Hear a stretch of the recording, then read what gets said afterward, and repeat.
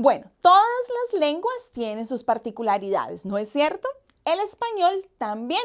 Hoy traemos 5 particularidades o 5 datos, por decirlo así, cosas que ustedes seguramente han encontrado mientras están aprendiendo español y que tienen la duda de dónde vienen, para qué sirven. Bueno, hoy traemos esas 5 curiosidades, pero antes de comenzar, no se olviden de inscribirse en nuestro canal, activar la campanita que tenemos allí para que reciban todas las notificaciones y tomar papel y lápiz. ¿Estamos listos?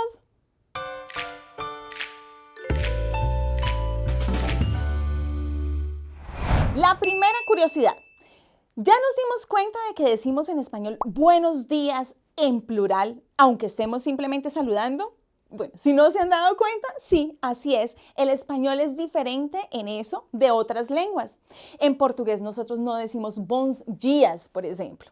Sí, decimos buenos días en español y hay muchas hipótesis al respecto. Algunas personas creen que era por una cuestión religiosa, entonces que decíamos buenos días os dé el Señor. Es como que Dios te regale muchos días buenos. Lo cierto es que decir buen día o buena tarde o buena noche no es un error, solo que es más común utilizarlo en plural. Algunas personas también creen que es para darle un énfasis, porque en español, por ejemplo, no decimos gracias, sino que decimos gracias, que es un tipo de uso del plural para darle énfasis a las cosas. ¿Cuál es la gran conclusión y la primera cosa que tienes que recordar de este video? Que no es un error decir ni buenas tardes ni buena tarde. Puedes usarlo como tú quieras. De hecho, por ejemplo, en Chile se usa mucho o en Argentina se usa mucho decir buena tarde. No es un error. Pero ¿cuál es la recomendación de la Real Academia? Que utilices en plural. Buenos días, buenas tardes, buenas noches. Y que esa es una particularidad del español. Una cosa también que es importantísimo y ahorita que estábamos mencionando que es un error muy común entre los brasileños y que esperamos que ya después de este video no te vuelva a pasar. En español tú puedes decir buenas, incluso si estás en la mañana, saludando en la mañana, en la tarde o en la noche. Lo que sí no podemos decir es buenos. Decir solamente buenos no está bien. Las personas no van a entender. Podemos decir buenas de una manera un poco informal, pero nunca buenos. Eso sí no lo podemos decir. La segunda curiosidad que traemos hoy es sobre los signos de interrogación en español. Vean que decimos signos de interrogación, no puntos de interrogación. Los signos de interrogación tienen una larga historia.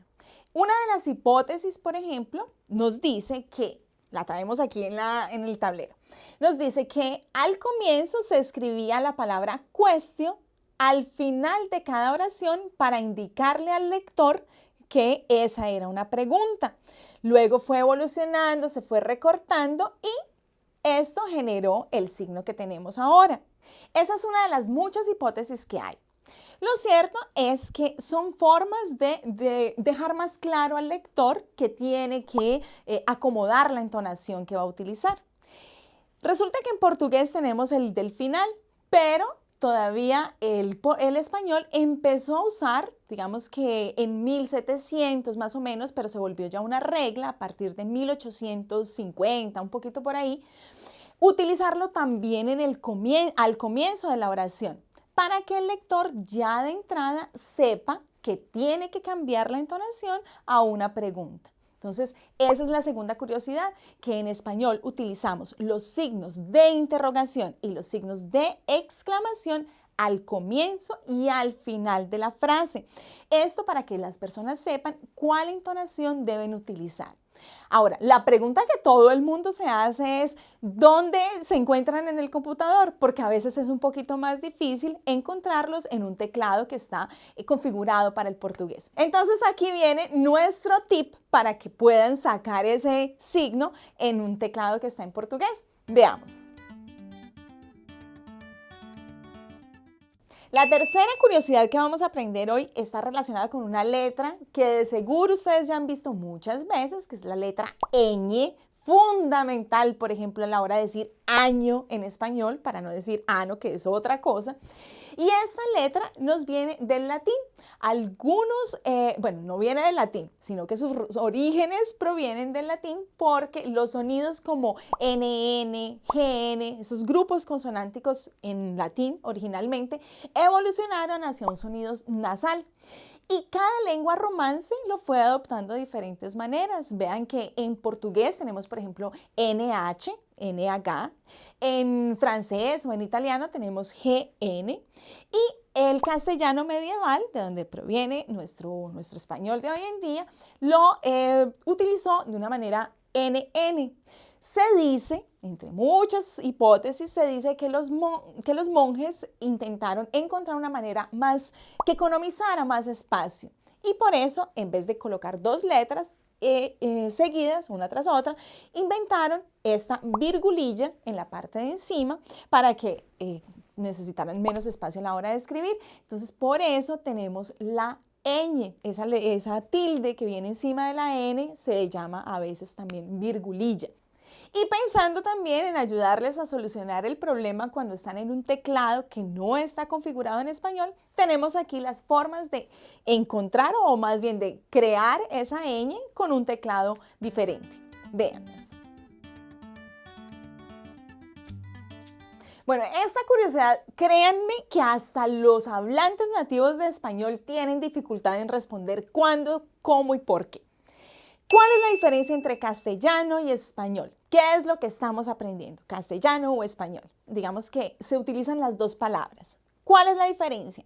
En España tienen estatus de lenguas oficiales varias lenguas, no solamente el español. Tenemos también el gallego, tenemos también el vasco. Y uno de ellos también es el castellano, que es de la región de Castilla. Y de allí fue que, digamos que proviene la lengua que hoy hablamos como español. Entonces, las dos palabras se usan hoy en día para referirse a la misma lengua. Fuera de España, digamos que lo que se ha acordado internacionalmente es que se denomine como español a esta lengua, ¿sí? Fuera de España, para entender qué es ese tipo de idioma del que estamos hablando. Dentro del territorio español, para no referirse a una lengua como español, sabiendo que hay otras lenguas también que hacen parte del territorio, entonces dentro de España sí se utiliza esa diferencia. Las personas cuando se quieren referir al español que hablamos en general, dicen castellano, ¿sí? Para diferenciarlo un poco. ¿Qué es lo que estamos aprendiendo entonces? Ustedes pueden tranquilamente decir, estoy aprendiendo español. Hace mucho tiempo, incluso 20, 30 años, las personas fuera y cuando lo aprendían en la escuela, incluso como lengua materna, decían, estoy estudiando castellano, tengo clase de castellano. Hoy en día no es necesario. El Diccionario Panhispánico de Dudas dice que podemos simple y llanamente denominarlo como español y que podemos utilizar castellano cuando queremos hacer la diferencia entre esta lengua y las otras lenguas que también tienen estatus de lenguas oficiales dentro del territorio español. Mas na Argentina não fala castelhano e na Espanha não fala espanhol, ¿no es eso? Entonces, no son la misma cosa, nos estamos refiriendo a la misma lengua, castellano o español, solo que hoy en día se ha acordado que en general nos vamos a referir a esto como español.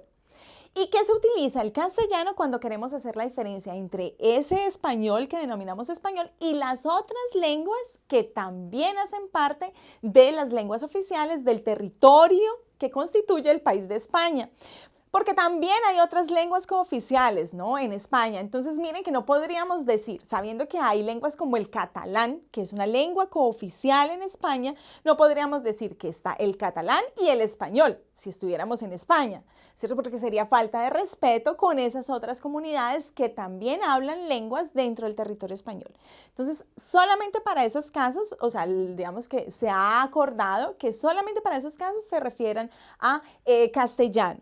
Y que en general podemos referirnos al español. Bueno, y nuestra quinta curiosidad tiene que ver con pronunciación, con dos punticos que tal vez ustedes hayan visto. En general, nosotros tenemos la pronunciación de estas sílabas. Guo, gua, ge, gi, pero también existen güe y gui. ¿Cómo sabemos diferenciarlas? Para eso tenemos estos dos punticos que en portugués se llamaban trema, pero que ya no se utilizan más, al menos no en Brasil, y que en español se denominan diéresis. Entonces, cuando vemos esos dos punticos allí, sabemos que tenemos que pronunciar la U en esa sílaba. No son muchas palabras, ya de antemano podemos ir diciendo, pero miren, por ejemplo, cuando tenemos la palabra pingüino, en esos casos lleva la diéresis y pronunciamos de esa manera, no decimos pinguino, decimos pingüino. Otras palabras, no hay muchas palabras que ustedes vayan a usar siempre, pero sí hay unas palabras interesantes para los que estamos aprendiendo español. Por ejemplo, bilingüe. Lleva los dos punticos porque lo pronunciamos con U, bilingüe. Pingüino. Tenemos también agüita, vergüenza. En esos casos utilizamos la diéresis. Y es importante recordar que esos dos punticos solamente se utilizan en la U. Es el único caso que vamos a encontrar. En casos como y solamente cuando van acompañados con E o con I. Güe y gui. Casos como guo y gua no lo necesitan porque siempre se pronuncia la U. Estas son entonces nuestras 5 curiosidades para que vayamos también enriqueciendo culturalmente y gramaticalmente nuestro aprendizaje del español. Agora eu quero saber, por que você está aprendendo essa língua linda, maravilhosa do espanhol? Conte para a gente por que você está interessado, que assim nós podemos criar conteúdos para você. Ei, vamos falar do curso grátis também, não é? Então, mais uma dica. Aqui no nosso canal, nós disponibilizamos um curso que fizemos, curso básico gratuito. Mas o que é esse curso, Liliana? Então, são 10 aulas com materiais para baixar. Vocês podem assistir elas na ordem certinha. Temos exercícios de vocabulário, temos exercícios de conjugação de verbos, bem desde o início, saludos, temos lugares na cidade, tem muita coisa que você não pode perder. Tem até música, então não perca e deixa nos comentários também o que você achou e por que você está aprendendo espanhol. Tchau, tchau!